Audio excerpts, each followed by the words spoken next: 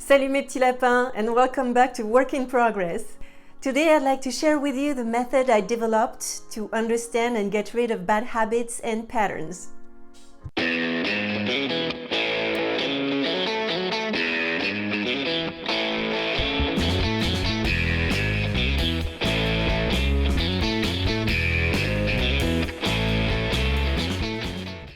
First of all, what is a pattern? According to the Cambridge Dictionary, it is a particular way in which something usually happens or is done. So it's the notion of recurring behavior that I want to talk about today. Some of you might ask me, how do you even know that you have a pattern? Well, as often I realize it was the case by observing people around me. Funny how it's always easier to recognize issues in other people. There was this girl I used to know who was always complaining that all the guys she went out with were the same. Immature, lazy, and she ended up being more a mom than a girlfriend to them. And it struck me at that time. Either she was the most unlucky girl and it was a coincidence that she ended up with the same kind of guys, or she was in some way inviting that type of men in her life. Basically, she was the one thing they had in common, and she clearly had a pattern. Reflecting on her story made me take a hard look at myself, and I started wondering if I had ever said something like, "Why does this always happen to me?" And of course I had, more than once. Acknowledging I had a pattern required three things. First, being very honest with myself. Second, taking responsibility for my actions. And third, stopping blaming the outside world for those recurring issues. In order to work on those unhealthy habits, I had to figure out what they were, understand what they meant, and find out where they came from. And over time, I created a diagram to help me work through them.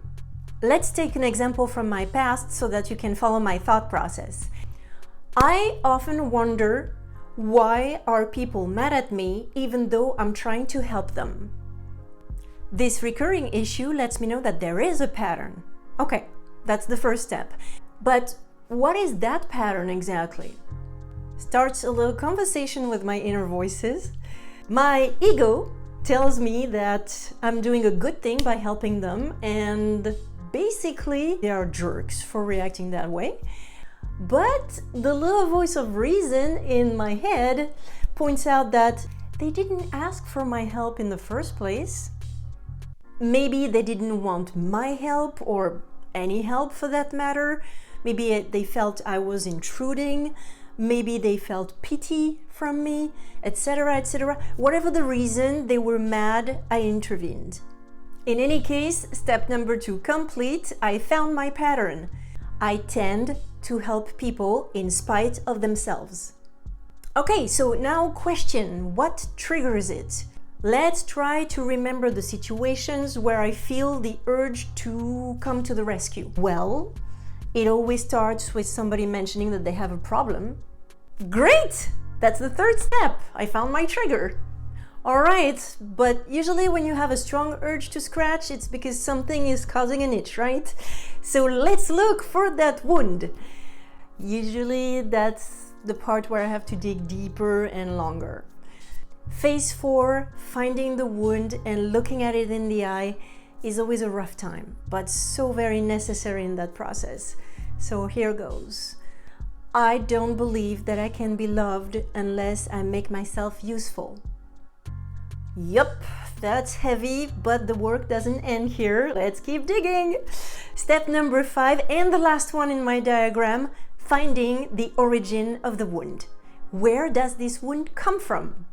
When I was a little girl, did people make me feel like I didn't deserve to be loved for who I was? Or did I observe a parent or an authority figure behave like that, and did I just absorb their behavior as my own? Basically, is it my wound, or am I carrying somebody else's baggage? All right! Now that I have this diagram, I know it all starts with a wound. Let's pretend for just a second that that wound is an actual cut on my arm and that the trigger, either words or situations, is salt. What happens if you pour salt on my wound? Well, first, I'm pretty sure I'm gonna scream bloody murder and then it will hurt, and second step, I'm gonna do my very best to make the pain stop, aka get into my pattern. But if you pour salt on healthy skin, I would just look at you and say, dude, what's the f-? In summary, I can't prevent people from throwing salt at me, but it's in my power to heal my wounds so that it won't hurt anymore. Okay, so now that we've discussed every step separately, let's look at the full diagram. Step 1, noticing a recurring issue. Step 2, recognizing the pattern. Step 3, finding the trigger. Step 4, identifying the wound. And step 5, discovering its origin.